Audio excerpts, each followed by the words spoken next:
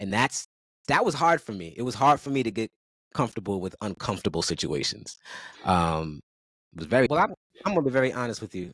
When you're a nurse, and I'm just gonna say, let's say you're a new Last nurse working week, I got sick really, really, really, really bad. those things.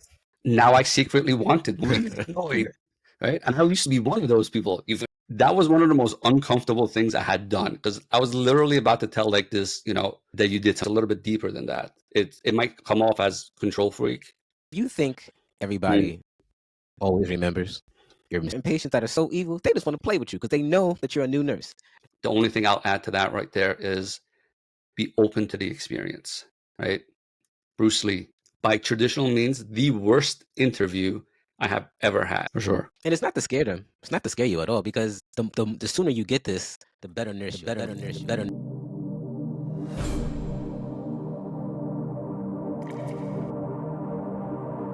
Welcome back to Better Nurse Corp. It's your favorite color in the world, brown, along with my co-host Ruse.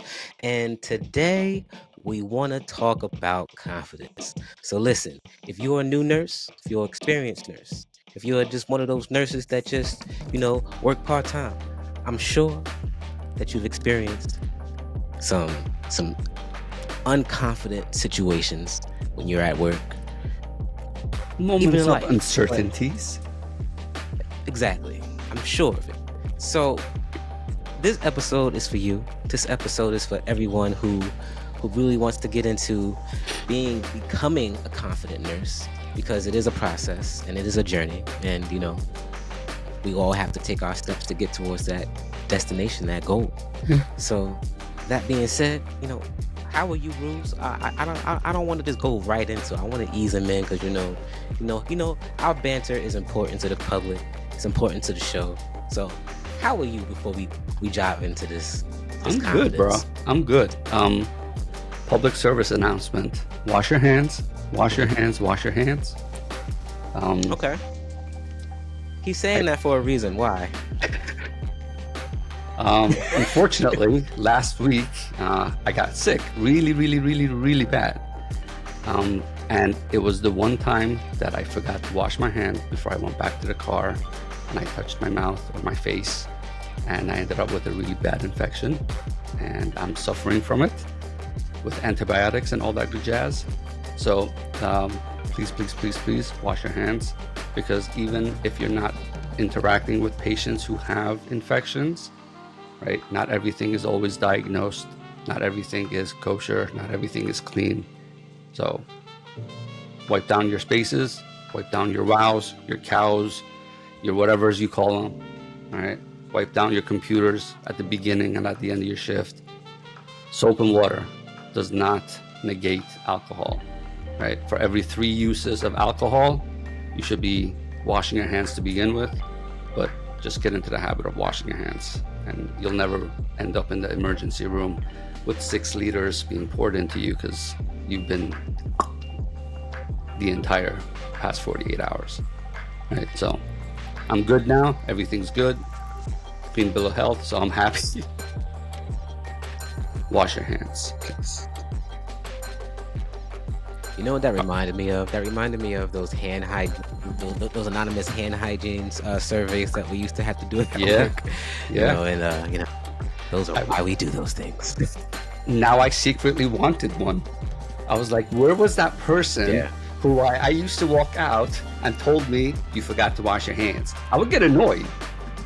I would get really annoyed, right? And I used to be one of those people. You forgot to wash your hands. But we didn't have one, and I forgot, and I paid the price. Wash your hands. But that's the reality. Like if you think everybody always remembers, you're mistaken. You're mistaken. We're human. And that's why they have those anonymous things. That's why they have everybody looking out for each other, because it's very easy to forget. I mean, I'm sorry, when you got to go from patient to patient to patient to patient to patient, it's easy to forget to go 1 or 2 times. So you're absolutely right. It is a group effort. It is a conscious effort. And you shouldn't be scolding people for forgetting. It should be just a gentle reminder. Hey. Yeah. I remember, and it's kind of funny because you want to talk about confidence in this subject matter. I took infection control pretty seriously. One of the doctors walked out, one of the surgeons of the room, and no Purell, no nothing, no hand washing, nothing.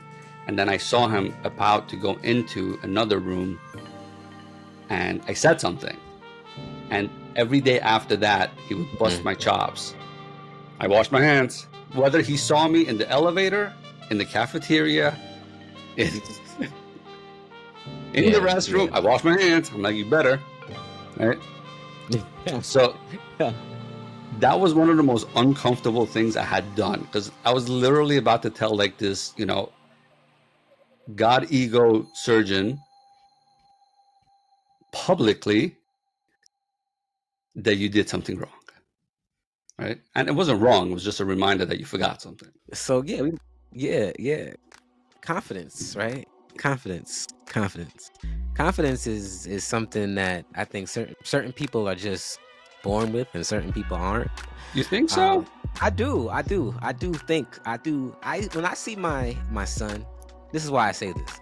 My son is probably the most confident 3-year-old you will ever meet. And I think what happens is, as children become more indoctrinized into our culture and our society, they get less and less and less confident.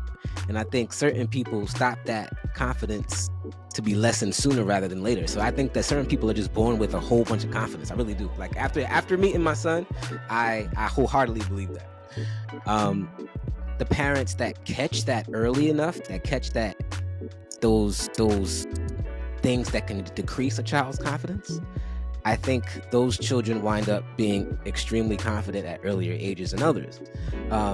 So really, I think parents have a whole bunch to do with their children's confidence, but not to go down that road. But what I'm saying is, we should go down that road, because not for everybody to go blame your parents, right? That's not this therapy session. But I think the nature of a role model, the nature of knowing that your structure is there, however it is, I don't care what it is, but the family structure is there in a way where that child feels like they're safe. That confidence now has like that, we used to talk about that seed of confidence now has that soil to grow into and flourish into. So not to knock parents in any way, like that's step one, I think. But if you weren't that lucky though, right? Some of us are, some of us are not. That's not the only thing either. So I think that's right. And I don't think I was one of those children that was taught confidence. I had to learn it on my own. And interesting. So I would have never thought that about you. Oh yeah. I had to learn it on my own. I had to. And I think that I struggled with it for a very, very long time. And even as a new nurse, I remember like opening up my very first pills and being just shaken, and then I dropped all the pills everywhere, and I'm just like, all in my head. But then like I was thinking, like, man, everybody in that room knew I was new at something, and they all were patient with me, and that was just like a really beautiful human understanding amongst everybody, because they all knew what it was like to be new at something. And that's why, like, I'm always patient with new people, because I remember what I was like when I was very, very new. But it wasn't until I just put one foot in front of the other, and I put myself in situations, and then I was able to gain my confidence, and it took time. It's a journey. And I think, it's necessary for all nurses.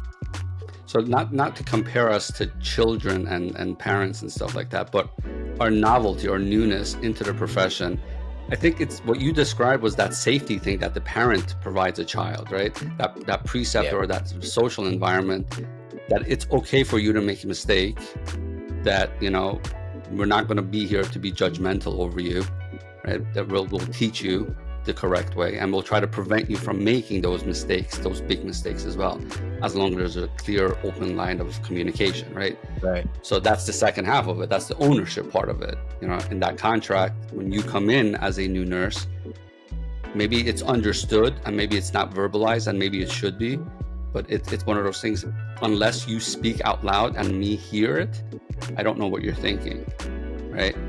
And that communication builds confidence. Yeah. Never thought you had to work at it though. Really? Never, Yeah, yeah, no, never would definitely. have thought it. It comes out very natural, as if like it was always there. Or is it just now you're used to it? It's new now. It's the new you. You know, it depends on the situation.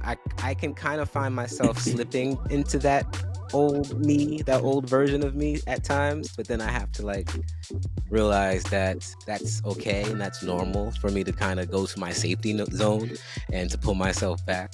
So what was the old you? I'm curious now. Wow. The Yeah. old me, I mean, I think just like anybody else, they're a baby at life. You know, they're trying to figure out themselves. So I was very shy, I think, in the beginning. Extremely shy. I was one of those kids that had to hide behind their parents' legs because I just didn't want to meet anybody new. You know, very much introverted, extremely introverted. You know, I Interesting. still don't like to be around a bunch of people. I'm not gonna lie to you. like large crowds for me, even though I'm very good in large social interactions, like You know how to control not the for very room. long. Like maybe Can, give me a couple of hours, but after those couple of hours, I'm literally exhausted, guys. Like I'm not gonna lie. Like I'm just like, all right, leave me alone. I need to be by myself. Interesting. Yeah, like Interesting. Do you think so? I consider myself an introvert as well, and shy and all that jazz, like literally what you said. But we find ourselves in situations that are very anti that, right? Like think about it. We both went into leadership. We went both into nursing. We both went into, public forum speaking. Like these things that would terrify me normally, and it still does. I keep finding myself in these situations, and more, and I seek them out, and it's just like, and it's uncomfortable as hell. But yeah, it's but that's it's how you handle that discomfort, really. Is it a defense mechanism for us that we've created, like that? We instead, it's like the control factor, right? Instead of me finding myself in that situation, let me put myself in that situation, because now I get to control the parameters of it. Or is that just my robotic head? No, that might be your perception of it. I think my perception is a little different. Mine is, I know on the other side of that is what I really want. Oh, that too. Yeah, of course. And what I really want is to be, this amazing individual at whatever it is that I do. Right. So that's my head. Like my head is like, all right, this is an obstacle. I want to get to this point, so I need to get over this obstacle.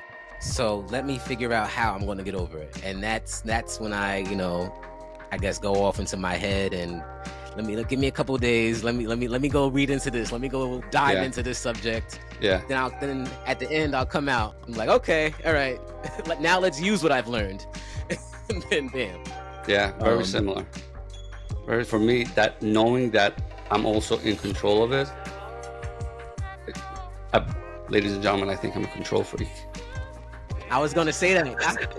I was gonna say that because I think my dad is a control freak, and you remind me of similar. Like there's similarities with that. Yeah. That's not a good thing. I mean, everybody has their thing, man. Yeah. Everybody has their thing. Though. Yeah. But the thing is, for me, it's not so much about the control aspect of it either. It's about the knowing. It's the knowledge aspect of it. So for me, it's a little bit deeper than that. It might come off as control freak, but for me, it's like I need to know that you're safe, and I need to know that I'm safe, and I need to know that I can walk away from this and just leave you be, because that's also the type of person I am. If I know you know what you're doing, to my own detriment, I might not come back and follow up as much anymore, because now I completely trust you. So that's the other fault. And knowing what I know. So But knowing what I know about you in terms of like your transition from your homeland to here, that Yeah. safety I think is extremely Well, that's the uh PTSD portion. yeah. Yeah. Yeah. I mean, it stems from that. If you want to go really deep into it, it stems from, that idea of that uncertainty always, right? So, I mean, you have that in different degrees, right? Yeah. So, yeah, for sure. Confidence. Where does it come from? All these Yeah. experiences poured into it. One, what if, I'm a clean slate? I grew up warring. How do I get something like that then? I didn't live the life you did or me did. What would you say to that? Well, I'm gonna be very honest with you. When you're a nurse, and I'm just gonna say, let's say you're a new nurse working in an emergency room or a critical care unit, or just any acute care setting. If you're a new nurse, you're gonna be exposed to a lot of situations. I'm sorry, I don't care if you had the most proper background, the most surrounded, covered background. It doesn't matter. When you get into that acute care setting, you're gonna see some stuff. I don't care. You're gonna see it. And so, having said that, There's you're gonna be millions of exposed. memes about it already. Exactly. You're gonna be exposed to so much. And because of that exposure, you're gonna have confidence. Because if you're not a confident nurse, that's gonna influence your patient care. And patients, depending on how savvy they are, they're gonna use that to their advantage. There are certain patients that are so evil, they just want to play with you because they know that you're a new nurse. I've had patients say, that's a new nurse. They've I know admitted it is. it. They've admitted it. They've admitted it. There are patients who will admit to preceptors that I'm going to have some fun with your preceptee. Yeah. And Yeah. some of us will allow that because Yeah. you need to learn how to deal with these types of patients. All right. Like personally, I will never let you drown from it. But if he or she says, I'm going to have some fun with your orientee within the safe parameters, sure. Because I don't know where they're at. there's nothing like it. That patient going at you in various ways. It doesn't have to be bad. It just could be just smirky. It could just be smirky. It's amazing. It's amazing. But to connect that to past conversations that we've had, the more confident you are, the more that your patient is going to be able to trust you. The more their family members are going to be able to trust you, and it's going to really translate into how you are being a nurse and how you are contributing to the betterment of the healthcare system. So, that being said, confidence is a journey. And I really just want to start off with that. And what does every journey begin with? The first step. So that's the hardest one. Exactly. How do you take that first? So you need the confidence. So the courage, not the confidence. I think it takes courage first, because the fact that you actually arrived to the hospital, you made it to your first day. That just shows that you were courageous, right? Yes. And now you're there. So because you already proved to yourself that you're courageous, because you made it to your first day, use that momentum to get through your first day. You passed your NCLEX. Yeah, even before you got a job. Yeah. That means you passed an interview. Right? You passed an interview. That means people evaluated your personality, your competency, or at least your ability to build upon. Right? Take these things into consideration. Right? When you take these little things into consideration, then all of a sudden you have what Brown's talking about. And as somebody who has interviewed, I know you've interviewed quite a number of people. Plenty. There are certain people that are really bad at it. really, really bad at it. And there are certain people that are really good at it. And you're right. The fact that you even got through to the interview and you got the job, you got to give yourself applause. You got to give yourself a pat on the back. Yes. And so, after all this, you met your preceptor. Now you just got to get through the first day. That's your first step. Your first step is the first day. Just take And it use in. that momentum, and then each day you'll get more and more better. I mean, that I just think you really have to expose yourself and that courage to be new at something.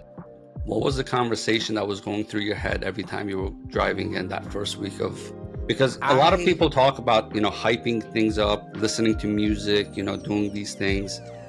And it's just, is it that, or is it just finally deciding? I think it could be both. I think motivation is definitely not even momentum. I think momentum is physics, right? Once you keep going, In motion. Stays in motion. you're going to keep going. And I think once you get to that point of momentum, and I think that's what you have to keep saying to yourself, I just need to keep going. I listen to a lot of motivational speakers in the morning, like I still do to this day. Like those type of people, I don't know, I think they have a gift, and I just use that. I use them. So I'm on YouTube and I'm looking up Motiversity, and I'm just, man, let me get it hyped up for the day. Nice. And during that time, that's what I would do. I would just do that. And days that I was just very, very upset with myself because I made a mistake, or days that I just was just like very embarrassed because I made a mistake, I had to keep saying to myself, I'm new at something, and it's okay to be new at something, and you're going to make mistakes. And trust me, you're going to make mistakes. Like, get that out your head that you're going to be perfect every time, because it's not going to happen. You're sitting there thinking to yourself, I will prove them wrong. That's going to be your downfall. That's going to be your downfall. It's don't let your ego ahead of you. But keep the momentum though, right? You passed. You're there, you interviewed, you have a job, you're on orientation.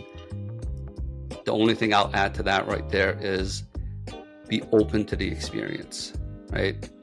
Bruce Lee, be like water, right? And I mean it, be like water. If you are like water... Why do you say that? Because think about it. In every shape, form, water is adaptable. It's soft when it needs to be. It will squeeze through the thinnest of cracks, right? It will seep into wherever it needs to penetrate. It can dissolve when it needs to. It can harden when it needs to, right? And even though it's soft on the outside, you smack it hard enough, it's going to smack back, right? Be like water. Be open to experiences. Allow yourself to, what good, bad, or indifferent, you will learn from it. And if you approach it with the idea of, I will learn from it, even if it hurts, right? You rode a bicycle, you went rollerblading, you went ice skating, had some fun, went outside, walked, right? You learned by falling. You will fail. It's okay, right? So, right. Listen to these motivational speakers myself. I'm like, what is it that they're selling? And all of them are selling an idea, an image that we all already have the tool in our head, right? So when you want to talk about confidence, you already have the confidence in you, and you already know what you need to do, right? It's like people saying, I want to be successful in life. You know what you need to do to be successful. It's just you're not, you're too lazy to do anything about it, right? Same thing with confidence. If you want to be confident, you know what you need to do, right? That's the tough love part. I'm sorry. You know what you need to do. You just need to understand that you need to be open to situations, and that's okay. Nobody's there to make fun of you. Nobody's there to make judge of you. And the ones that do don't matter. Seriously, society shuns them faster than anything, right? Workplaces will shun them faster than anything, right? So confidence is something that's internal. You all have it. You're all born with it. It's just you allowing yourself to experience it. thinking like it's one thing to know to do something, but it's a whole entire other thing to do something. Correct. And Because it takes work. You gotta know it and you gotta do it. Yeah. It takes work. And that's the part right there. It takes work. It takes Takes consciousness. Nobody said it was easy. Nobody said any of this was easy, right? This goes back to what we were talking about before. To be a good human being takes consciousness. To be confident takes consciousness. To be healthy takes consciousness, right? If you'll miss on experiences and growth and confidence, right? It's that culmination. Nobody's so like to disagree with what you originally said. I think everybody has it. I don't think there is anybody that doesn't have it. It's just I don't think they allow themselves to access it. I think for some reason they shame themselves on wanting to be okay with it. I don't know what it is. I used to do it to myself. Maybe it's just me. I don't know.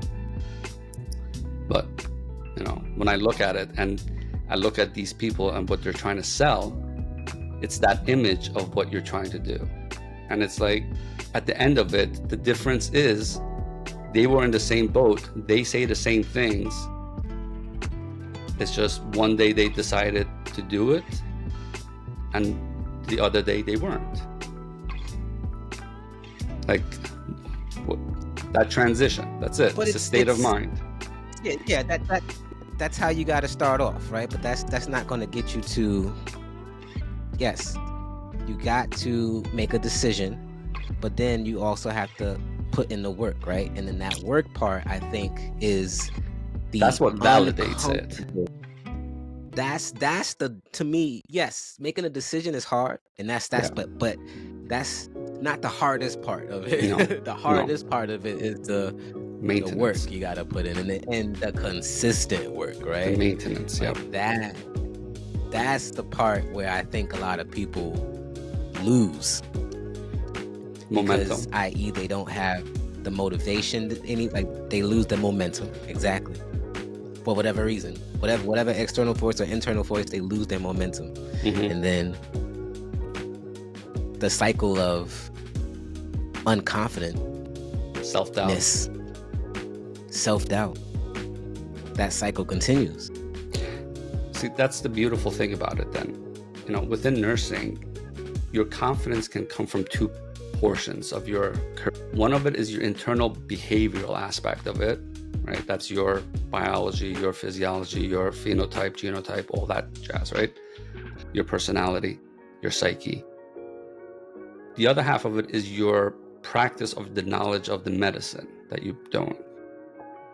And that is a matter of you sitting down and making sure you read and you're aware of the knowledge that you're about to go practice, right? And you don't need a specific type of personality to be good at the facts of the matter, right? And that too will help you with your confidence because it reaffirms what you're doing is correct, right? So that automatically just boosts it up. I just thinking about being a patient, right? And not even just me, but like whenever I've just had the opportunity to see myself and actually look at other nurses do their job, and I'm just an observer, I'm not an actual colleague. Whenever I've had that opportunity, finding that, the nurses that appear confident, the nurses that know their stuff, that know their medications, that are confident, that just exude confidence, I'm more directly confident that they're going to treat my family member very well, or they're going to give them or provide them really good care. Like those are the type of things that I'm looking for as a patient. So I know that I'm super critical, and I don't know about other people, but like I would just imagine that even if they're not nurses, they're going to be more confident with a confident nurse. I don't want a timid nurse. I don't want a nurse that's shaky or unconfident. I just don't. Like I'm a patient already, right? So I'm already uncomfortable. I'm already like scared, in pain. Why would I want a timid nurse? I wouldn't. So let me ask you this then. How about if you're culturally timid, or culturally reserved, or culturally, used to being that forward, I right? probably would Because want to it's easy to say this as a Western mentality, but like I'm thinking back to my own historical aspects in that region. I'm like, some people might be a little bit more timid by culture, not by even desire. Well, I think you could still be timid. Can you be timid and confident is the question. Or maybe my misunderstanding of timid, the word timid.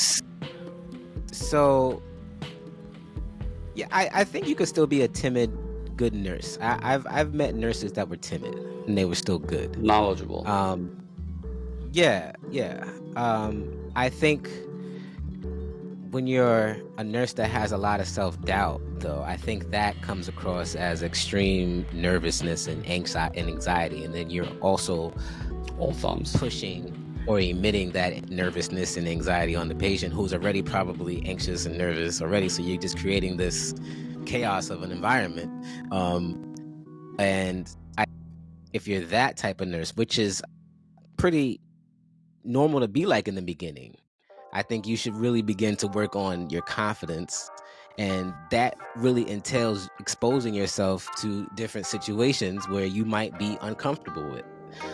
So if you know that you have to communicate with doctors, don't be scared to communicate with doctors. If that's Tell them something to that wash their you're hands. not comfortable with. Start with telling them to wash their hands. It's because, listen, when you tell somebody a factual thing, it's a factual thing, as long as you say it nicely. I really consider is the discomfort aspect of this whole confidence thing and exposure to uncomfortable situations. It's going to be discomfort. It's going to be uncomfortable, and I think you have to be comfortable with uncomfortable. And understand that you have to get there, and that was hard for me. It was hard for me to get comfortable with uncomfortable situations. It was very difficult, and what did I do now that I think about to get there was what we've been saying this entire show. The more I put myself in uncomfortable situations, or the more I found myself in uncomfortable situations, because nurses won't do that for you. Like, nurses will put you in some uncomfortable situations, and the more I got experience with those uncomfortable situations, I was able to draw from previous experiences and use them for whatever current situation. And so you really need those experiences, honestly, to get to a place of confidence and comfort. You can't be shy of them. And so discomfort is normal. Get comfortable with discomfort. Yeah. Be comfortable with discomfort. Because it's nursing. That's just nursing care. The nursing profession, healthcare. It's hurry up and wait. It depends. It's get comfortable with being uncomfortable. Yes, it really does smell like that. It's one of those things where when you are in it and you allow yourself to experience it, the culmination will just transform you. It will transform you. I don't care. And the funny thing is, and I say this, with the cultural thing, it changes you. It no matter what, change you. Like, you will never stay timid as a nurse or in health aid, right? Or healthcare in general. You just won't stay timid. You can't, right? Unless you like burn out and not continue it and give up on it. But it will change you. I had hired this person, and when she came in to interview, by traditional means, the worst interview I have ever had. barely spoke up, no eye contact, would not be able to answer questions because she was so nervous to answer questions. She would just like trip over her own words, right? So this interview, lasted almost an hour just because I wanted to see like give her a fair shot. Like I wanted her to calm down. Like I really wanted her to calm down. And I ended up hiring her. By the time I left, she was running that unit. Like I know exactly who you're talking about. I know exactly. and she was a workaholic on top of that. I was like, she's really good, guys. She's amazing. She's really good. Yeah, really I was like, she turned out to be a really good hire for you. Amazing. I was so proud of her. But timid, shy, worst interview ever. Like ever. Yeah. It's like you literally being a lump of coal, going in front of somebody and sitting down. Yeah. Right? Yeah. I've only ever been a nurse in 2 states, New York and New Jersey. You are a nurse in those states. What we're saying is especially true. Like you are going to be experiencing some situations, guys, where you are going to have to exude confidence. So if you are a new nurse in these states, I promise you, please work on yourself to gain some self-confidence. Begin that journey because you will need it. You'll have fun with it. You'll have more fun with it that way. For sure. And it's not to scare them. It's not to scare you at all, because the sooner you get this, the better nurse you'll be, the better at your career, the more people you will be able to impact and help. That's the whole point. That's the whole point. That's the whole point. The more comfortable you become with this, 2 things will happen. And I promise you this, even if you don't like your work, you'll feel okay being at work because you're there helping people. You might not like the setting, you might not like this, you might not like your boss, you might not like whatever, but at least your internal happiness drive is still active, right? Because you get to impact another human being's life, right? You might hate all your coworkers, I don't care, but you're there for that patient, and that's a saving grace. But if you're timid on top of that, and you hate the people that you work with, or the setting that you work with, or whatever situation that you might dislike, that's how you fizzle out. That's how you burn out. Yeah. Right? Sometimes the setting is difficult, more so than the job. Sometimes the job is more difficult than the setting. Sometimes it's both. But that internal thing, it's still within you. It's how you want to perceive it, how you want to approach it. Right? So you know how Cat Williams is like the king of podcasts, to be somebody's I guess guest on a podcast right now. He's the king Currently, of it right now. Yeah. If he shows up on your podcast, it's a guarantee. Yeah. So are we getting Cat Williams? Said something. Oh, if we can, Cat, Theo, help a brother out, Cat. Help a brother out, please. We just want to make a better world. And I know you know that. Yeah. Directly to Cat Williams. He said something extremely profound, and he was like something to the fact of the more deposits you give the universe or God, the more the universe or God will give back to you. And I was just thinking, I'm sure there are other professions out there, but nursing is almost like a guaranteed profession to give your deposits to the universe and to God. Like you you're literally wiping people's behinds, and like nursing is literally one of right now I just can't think of another career, but it has to be one of a very few careers where it's almost guaranteed you're depositing your goodness to the universe. Yeah. As long as you do it with an open heart. Yeah. You do it with an open heart. An open heart and an open mind. That's it. That's all it takes.